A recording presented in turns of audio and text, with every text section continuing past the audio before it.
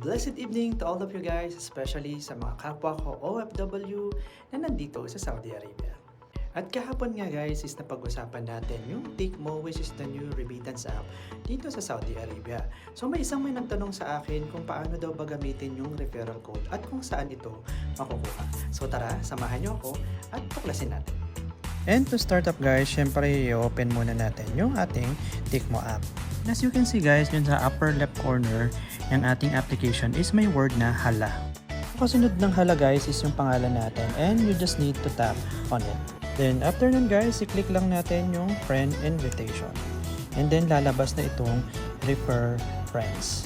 And guys, I just want to emphasize because this is the last day para makakuha tayo ng referral codes. So makikita nyo dito guys, nakalagay na yung referral code nyo at inyong referral link. So click nyo lang guys yung invite friends.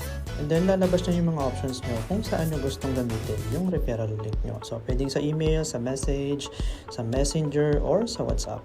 Once guys na na-download na natin yung application is magre-register tayo using our ikama and phone number. And pasensya na guys kasi hindi na ako nakagawa ng video kung saan natin ilalagay yung referral code. But it's really important na upon registering is ilalagay na natin siya para makuha natin yung referral codes.